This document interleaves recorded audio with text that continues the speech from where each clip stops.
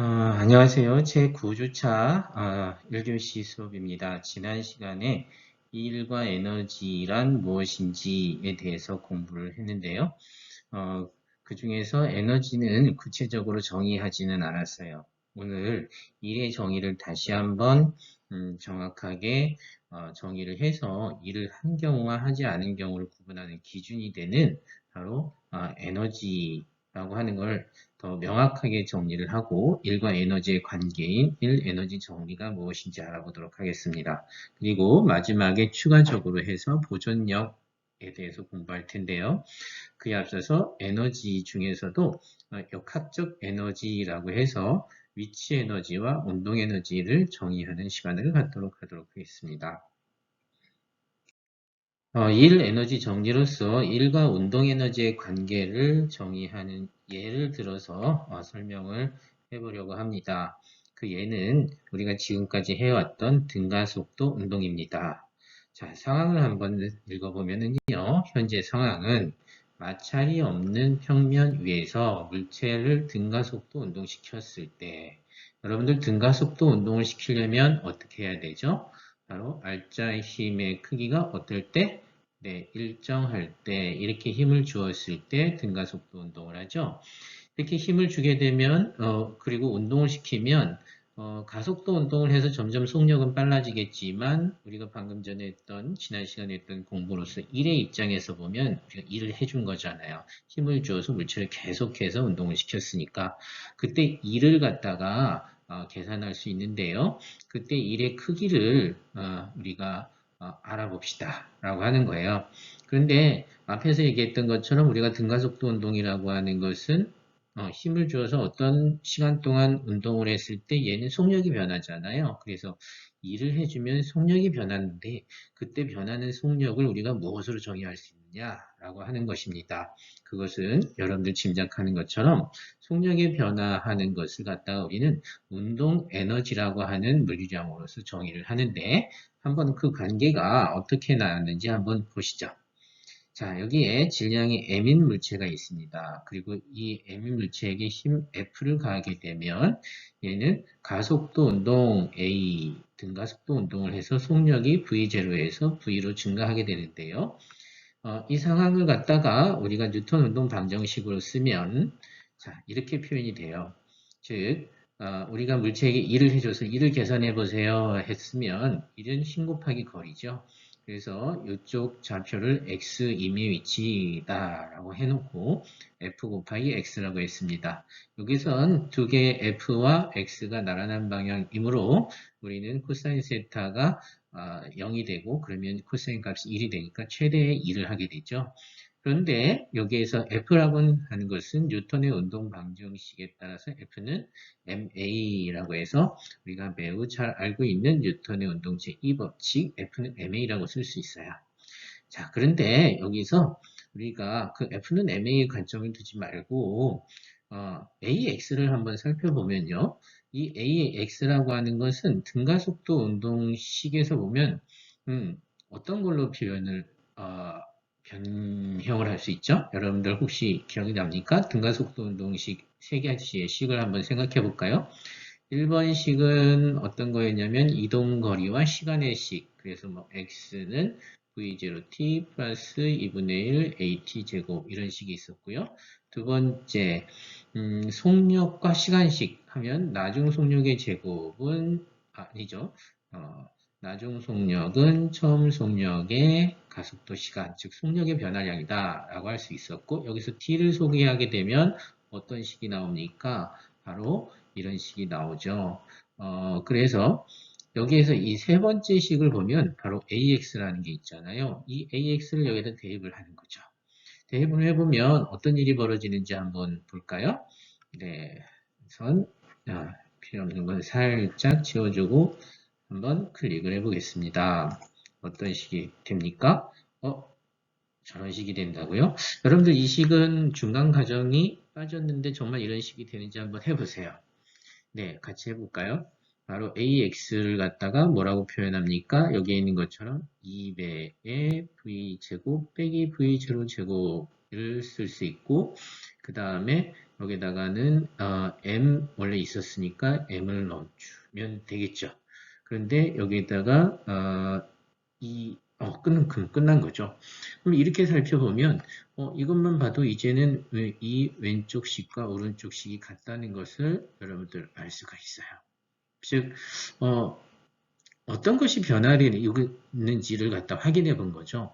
W에 일을 했더니 처음 상태에는 이만한 어떤 물리량을 가지고 있었는데 나중에는 이런 물리량을 갖게 됩니다. 라고 해서 두 개의 텀으로 나눠볼 수 있다라고 하는 거예요. 그래서 우리는 여기에 있는 각각 하나들은 똑같은 형태이기 때문에 똑같은 하나의 물리량으로 정의했는데 그것을 우리는 뭐라고 합니까? 네, 아마 다들 들어본 운동 에너지라고 정의합니다. 질량을 갖는 어떤 물체가 운동하고 있을 때, 즉 속력을 가지고 있을 때 그 물체가 가지고 있는 에너지를 운동 에너지라고 정의를 합시다 라고 하는 거죠. 그리고 그 운동 에너지는 2분의 1 mv제곱이라고 합니다. 예전에는 우리가 운동 에너지에서 에너지를 갖다 뭐 E, K 이런 식으로 썼기도 했는데요. 이제 우리는 이 자도 생략을 하고 키네틱 에너지의 K자만을 사용하기도 합니다. 자, 그 다음에 계속 한번 살펴보면 위에 있는 식들을 이 운동 에너지를 가지고 우리가 요약을 해볼 수 있어요. 다음과 같이 어떻습니까? 합력이 한 1의 크기는 이라는 뜻이죠. 즉 알짜임이 한 1의 크기는 K 빼기 K0 이건 무엇입니까? K 나중에 어떤 운동 에너지의 값에서 처음의 운동 에너지 값을 빼는 것이고 그것을 우리는 운동 에너지의 변화량이라고 표현할 수 있다는 겁니다. 즉 우리가 일을 해주면 어떤 것이 변합니다. 운동 에너지가 변합니다. 라고 하는 이야기를 할 수가 있고요. 그것을 우리는 다음과 같이 1 에너지 정리 또는 1 운동 에너지 정리라고 이야기를 합니다. 자, 여기에서 한번 단위를 살펴보면 왼쪽 좌변과 우변은 완전히 동일하니까 좌변과 우변의 바로 단위도 동일해야 되겠죠. 그래서 바로 뭡니까? 워크 1의 단위는 뉴턴 메타였어요. 그리고 이것을 우리는 줄이라는 단위를 사용했는데요. 그럼 운동 에너지의 단위도 어떻게 되겠어요? 똑같아야 되겠죠. 줄이라는 단위를 사용할 거고요. 여기에서 줄이라고 하는 단위가 정말 뉴턴메타와 똑같은지 한번 살펴보아서 질량의 단위를 한번 써보면 킬로그램이고요. 그 다음에 속력의 단위를 써보면 속력은 미터 퍼 세컨인데 거기에 양쪽에 다 제곱을 하니까 이렇게 되죠. 근데 이것은 자 뭡니까? 킬로그램 미터 퍼 세크 제곱 곱하기 메타라고 쓸 수 있어요. 그러니까 이 킬로그램 미터 퍼 세크 제곱은 바로 뭐가 됩니까?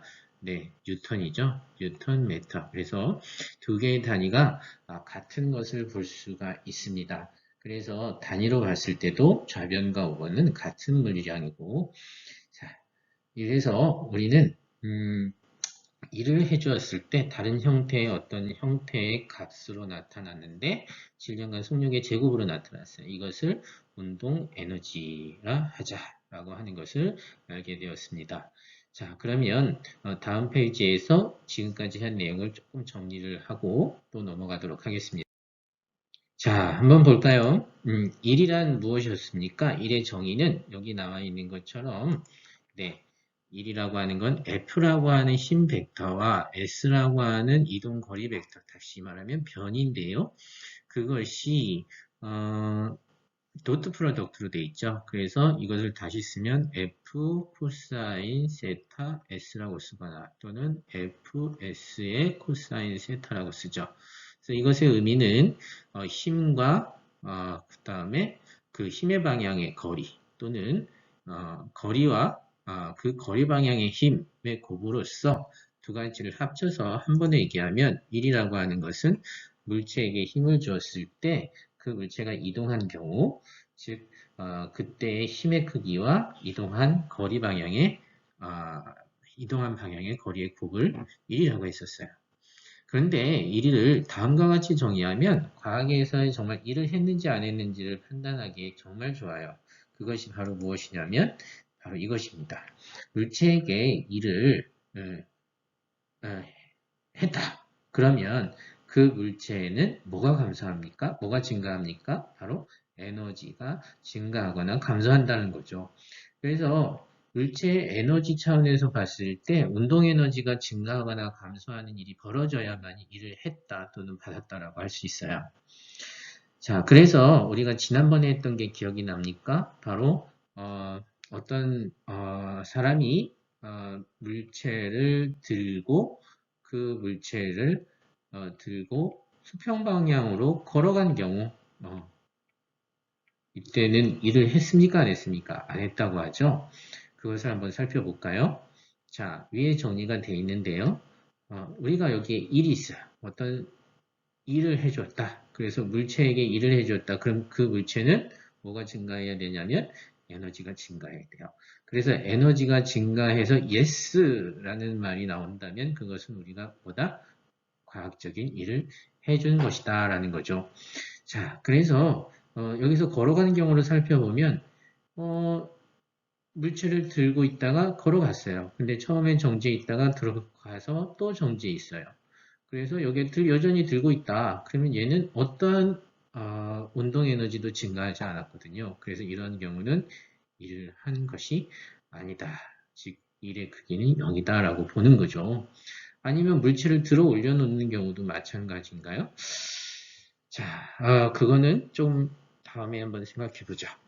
자, 그러면 이제 거꾸로 보면 자, 에너지가 있으면 어떻게 될까요? 어떤 물체든지 본인이 에너지를 가지고 있다. 그럼 그 에너지를 가지고 있으면 바로 일을 할 수 있다라고 해요. 그래서 에너지의 데피니션, 정의를 갖다가 이제는 일로 정의합니다. 즉 에너지는 무엇을 할 수 있는 능력이다. 이렇게 하는데 바로 일을 할 수 있는 능력이다. 있는 능력. 그것을 바로 에너지라고 합시다. 라고 합니다. 그래서 전기 에너지를 가지고 있으면 전기 에너지는 어떤 일을 합니까? 뭐 선풍기를 돌린다든지 하는 일을 할 수가 있죠. 여러분들 화학 에너지를 가지고 있으면 어떤 일을 합니까? 화학적인 연소를 하게 되면 자동차를 움직이는 일을 한다든지 자, 그런 일을 할 수 있는 능력을 가진 것을 우리 물리학에서는 에너지라고 합니다. 그래서 그 에너지를 가지고 있던 물체가 일을 해버려요. 일을 해버리면 어떻게 됩니까? 그 물체의 에너지는 일을 해버렸기 때문에 한 만큼 에너지가 감소해야 되는 겁니다. 자, 에너지의 증가 또는 감소가 있어야만이 일을 했다, 안 했다 라고 하는 것을 판단할 수 있습니다. 자, 다시 한번 일이라고 하는 것은 힘과 거리의 곱으로도 표현할 수 있지만 일이라고 하는 것은 에너지의 변화량을 보고 일을 했는지 아니면 일을 받았는지를 알 수 있다라고 하는 것을 꼭 기억해 두시기 바랍니다. 자, 간단한 퀴즈 하나 풀어보도록 하겠습니다. 일을 여러분들이 얼마나 잘 공부했는가 등가속도 운동을 이용한 문제입니다. 자, 이 문제 여러분들 많이 봤고 그 다음에 많이 어려워했죠? 기회가 되는 김에 이 문제를 가지고 여러분들 과제 내준 거를 조금 더 설명을 해줄까 합니다. 한번 봅시다. 두 개의 물체가 있는데 맞닿아 있어요. 그리고 처음엔 정지해 있다 이거죠. 그런데 왼쪽은 2kg, 오른쪽은 1kg, 질량의 비가 2대 1입니다. 이때 왼쪽에서 3N의 힘을 밀어서 이 물체를 3m 이동시켰다. 바닷가의 마찰은 무시한다 라고 했어요. 그럼 얘는 무슨 운동이에요? 등가속도 운동이죠. 등가속도 운동에서는 뭐부터 우리가 알아볼 수 있어요? 가속도를 알아볼 수 있어요. 그럼 가속도를 구해보면 어떨까? 가속도는 바로 질량 분의 힘이죠. 여기서 질량은 총 질량이 되고 힘은 총 힘 되겠죠. 여기서 질량은 두 개니까 3kg 2 플러스 1 하면 되고 힘은 전체 힘 중에서 마찰력이 없으니까 왼쪽의 힘 3N만 쓰면 되겠죠. 그래서 1m/s 제곱의 가속도를 갖습니다. 라고 하는 거죠. 자, 그 다음에 이 물체가 1m/s 제곱의 가속도를 가는데 여러분들한테 어려웠던 게 무엇일까요? 바로 알짜 힘을 찾는 것과 이 사이의 접촉 힘을 찾는 거였죠. 접촉 힘이라고 하는 것을 여러분들이 들었을 때 그게 무엇일까 하고 여태까지 들어보지 못한 것인데 무슨 힘이에요? 라고 질문하는 경우가 많았어요. 여기서 접촉 힘은 영어로 보면 contact force 간단하죠. 컨택트 폴스라는 것은 무엇이냐면은 이 A라고 하는 2kg 물체가 1kg을 미는 힘과 1kg이 2kg을 미는 힘, 서로 이 사이에 작용하는 힘을 말해요. 그래서 서로 주고받는 힘이니까 바로 작용 반작용 힘으로 그 크기는 같고 방향은 반대일 거예요. 자, 그런데 여러분들이 이때 작용하는 작용 반작용 힘은 무엇입니까? 라고 물어봤을 때 어떻게 하면 되느냐면 한번 봅시다. 각각의 알짜힘을 찾아보고 나서 생각해 보면 더 쉬울 것 같아요. 2kg의 물체가 받는 알짜힘은 2kg 질량 곱하기 가속도. 그래서 얘는 2N의 알짜힘을 받을 거고 나머지 1N은 얘는 이만큼 1kg짜리가 1N의 힘을 알짜힘을 받을 거예요. 그것이 이 물체에게 서로가 받는 각각의 알짜힘이죠. 근데 알짜힘인데 한번 볼까요?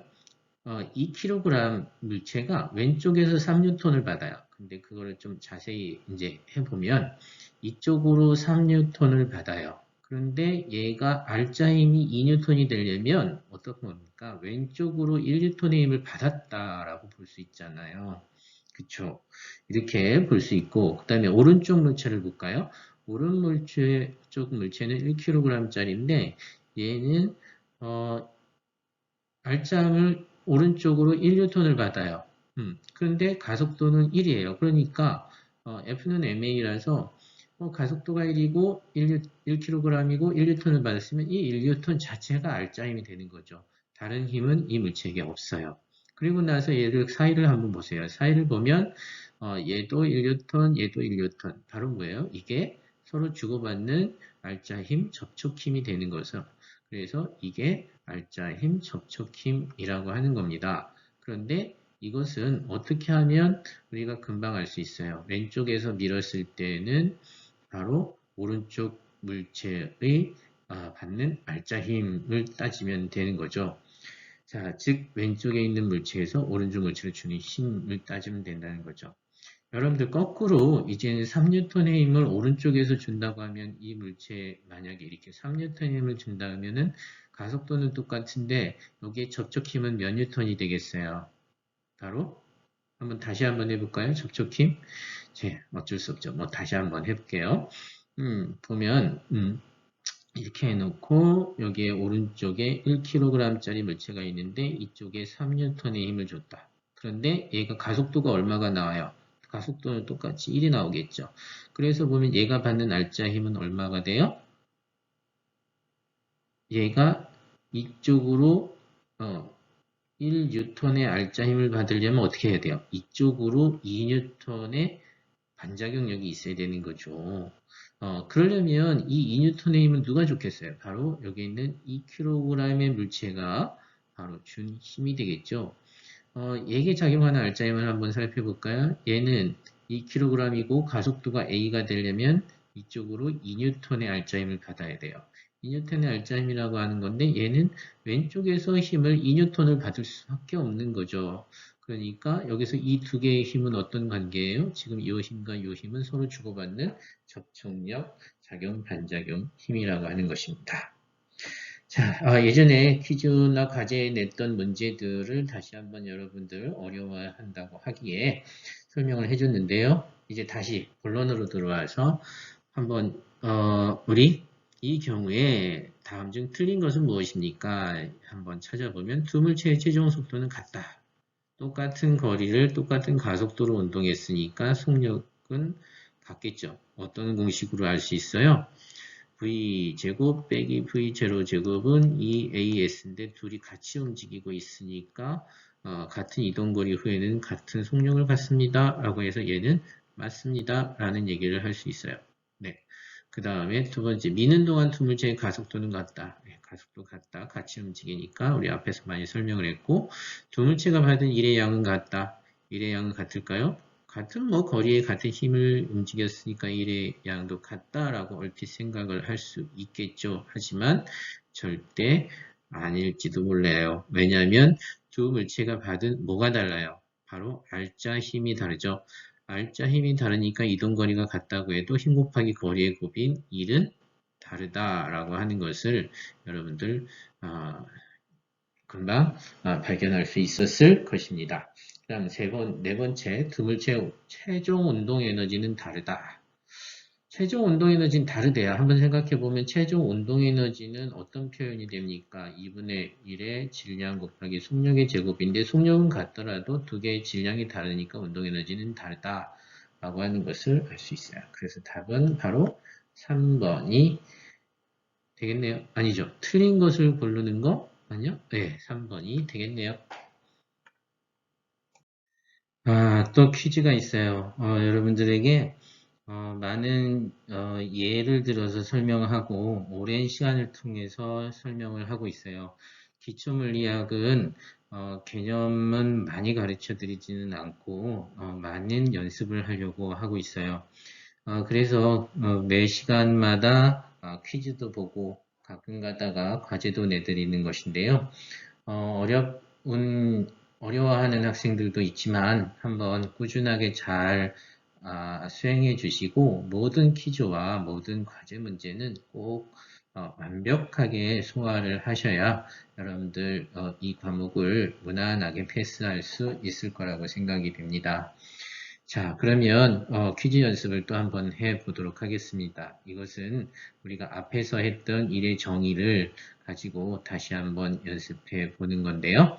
바로 자, 이 문제를 읽어보면 지면으로부터 높이 h인 곳에서 질량이 m은 돌을 떨어뜨렸다. 떨어뜨렸다라는 건 뭐예요? 던졌다는 것은 아니고 가만히 떨어뜨렸으니까 이 물체는 어떤 운동을 한다는 거죠?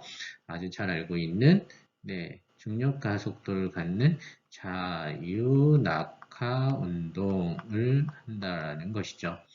이랬을 때 자유낙하 운동을 했을 때 땅에 떨어지는 순간 돌의 속력을 구하여라. 땅에 떨어지는 순간의 속력을 구하는 건 여러분들은 아주 잘 할 수 있어요. 어떤 방법으로 하냐면은 바로 자유낙하 운동이니까 등가속도 운동식으로서 떨어지는 순간의 속력을 구할 수 있죠. 어떻게 해요? 그것을 한번 해보면 이렇게 할 수 있죠. 예전에 했던 것 중에서 속력과 높이가 있으니까 등가속도 운동식을 이용하면 되는데 시간이 없으니까 바로 어떻게? 3번식인 V0 제곱 된 것은 EGH. 그래서 그때의 속력은 나중 속력이니까 나중 속력은 이렇게 해서 처음 속력은 0이니까 루트 EGH. 그래서 이 등가속도 운동식으로 금방 구해낼 수 있어요. 그런데 이걸로 하지 말고 1에너지 정리를 이용해서 한번 해봐라. 1에너지 정리, 1에너지 정리, 1에너지 정리가 뭐였지? 하고 이제 생각을 해보고 해보라는 거예요. 1이라고 하는 것은 에너지의 변화량을 만들어냅니다. 라고 했는 1 운동에너지 정리를 얘기하죠. 그러면 운동에너지다 라고 하면 여기에서 이 대신에 이렇게 뭐냐면 키네틱 에너지 K라고도 표현할 수 있으니까 한번 자 앞에서 배운 걸 적용해 봅시다. 그래서 자 답이 다 나와 있는데 그래도 따라가 봅시다. 중력이 한 1이라고 생각하는 거예요. 1 에너지 정리인데 누가 일을 했냐? 이 물체를 잡아당기는 건 힘이다. 그 힘은 누구냐? 중력이다. 그래서 중력이 한 1을 쓰면 그 힘은 mg고 h만큼 갔으니까 mgh다. 뭐죠? 근데 이거 가지고 속력을 어떻게 구하죠? 이건 1이고 자 이렇게 했을 때 운동에너지는 얼마를 갖게 됩니까? 라고 하는 거죠. 그때 운동에너지의 크기는 처음 운동에너지는 얼마입니까? 바로 처음 운동에너지 속력이 0이니까 처음 운동에너지는 0이고요. 나중 운동에너지는 여기는 속력이 V니까 2분의 1 mv 제곱입니다. 그때 나중 속력을 V라고 가정을 한 거죠. 자, 그럼 에너지의 변화량은 얼마입니까? 델타 K는 바로 2분의 1 mv 제곱이죠. 그러면 운동에너지 정리는 뭐입니까? 여기서 처음에 구한 1 mgh라고 하는 값과 그 다음에 나중에 구한 델타 K라는 2분의 1 mv 제곱이라고 하는 것이 같다라는 거죠. 그래서 W는 델타 K라고 해놓고 이 두 개를 갖다가 하면 mgh와 운동에너지의 변화량은 같습니다. 라고 하는 것이 바로 1 에너지 정의, 저기에다가 운동이라는 말을 표현해서 더 넣어줘도 좋겠습니다. 되고, 그렇게 되면 얘는 속력은 질량 지워지고 루트 2GH가 나옵니다. 여러분 어떠세요? 이게 조금 더 복잡하고 어려운 것 같죠? 하지만 나중에 여러분들이 1에너지 정리를 쓰면 아주 복잡한 문제도 더 쉽게 해결될 수 있는 경우가 있으니 여러분들 기억해 두시는 것은 좋을 것 같습니다. 자, 그러면 이제 다음 주제 조금 달라지는데요. 다음 주제는 다음 영상에서 한번 만나보시죠.